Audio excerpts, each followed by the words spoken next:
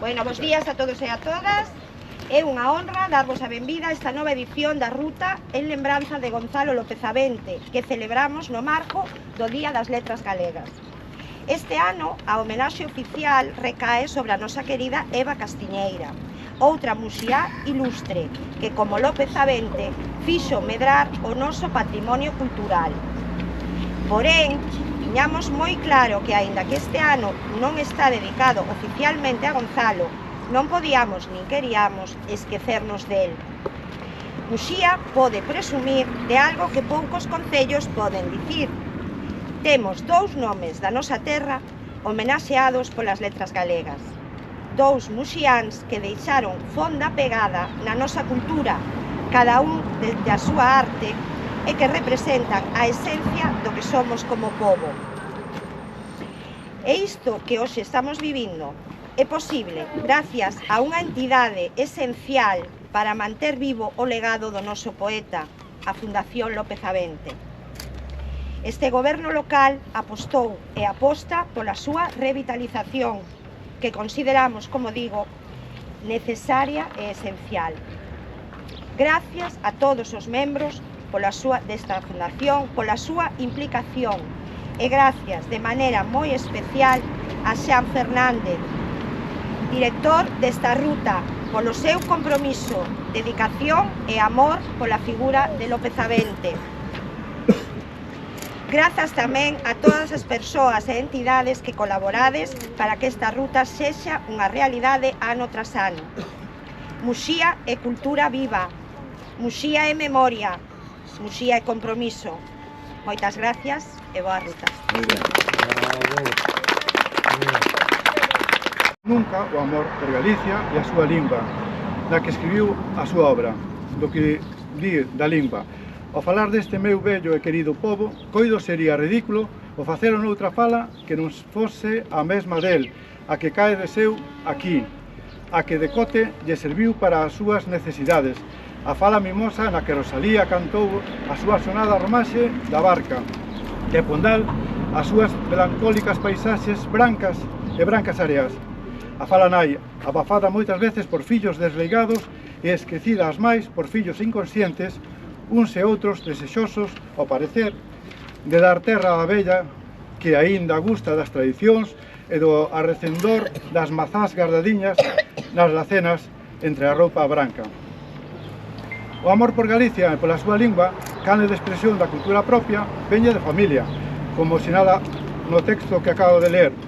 Eduardo Pondal era seu parente, como sabedes, autor do noso hino, que dimos rumorosos na Costa Verdecente, etc., e dunha rica obra en galego.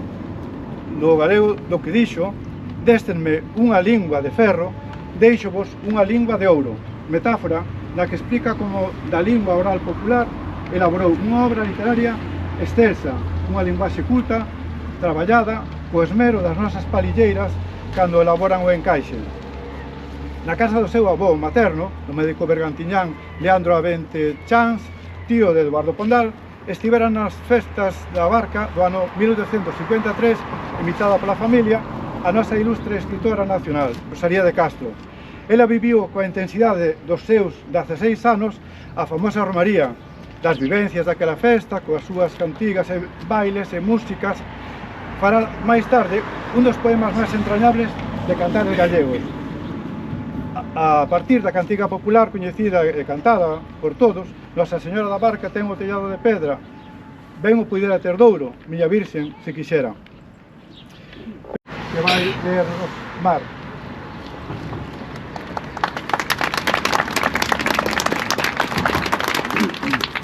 O meu mundo, corazón, tírelo centro do mundo que levo dentro, un mundo que fado adverso, nun curroncho pequeniqueiro, fixo facer milagreiro, tan grande como o universo. E no medio teu está, a lembranza bendecida, dunha morte que inda dá, cordón do relo da vida. Corazón, tírelo centro, e no misterio da morte, achas o vital resorte, do mundo que levo dentro, Nemancos.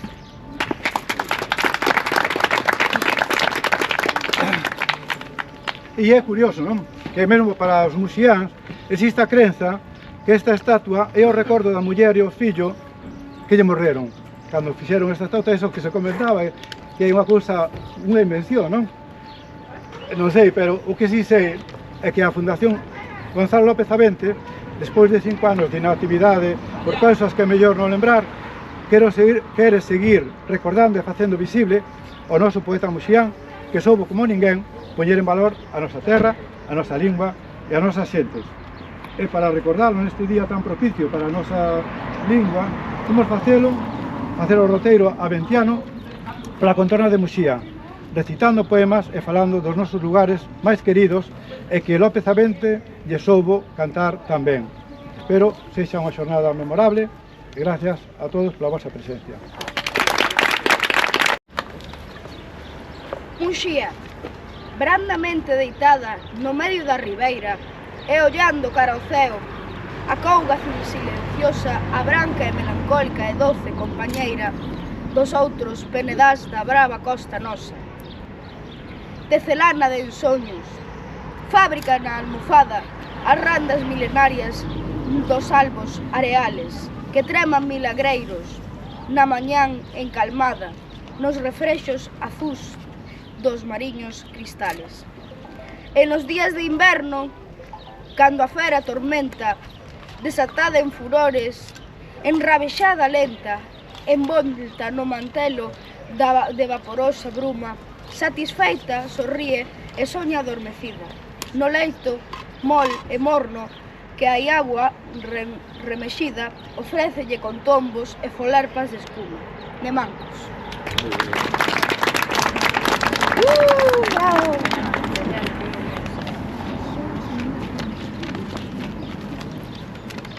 O bardo Bengantiñán.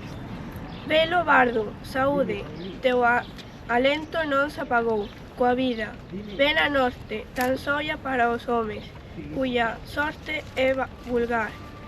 Ti decote como o vento fungas barril, no duro pensamento da túa obra san, baruda e forte. Es o coloso de Quereiro, forte e aiga caudal, que racha o firmamento. Ten os máxicos sons da rexa loita e do santo furo, os alumiños, e guisal o crespón que a terra enloita, e agrimando do porvir os niños. Erguel a testa, nin unha candra enxoita, como un pino lanzal, de bergantiño, de outono.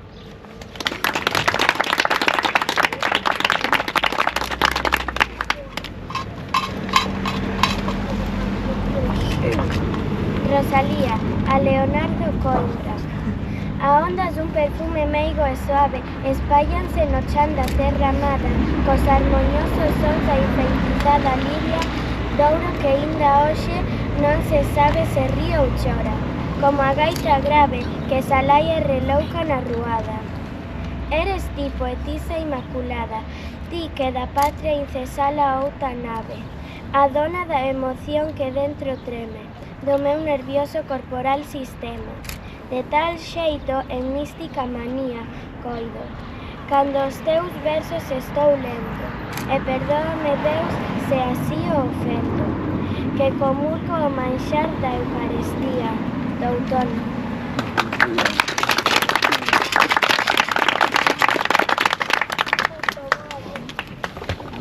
Bueno, vamos a empezar o roteiro.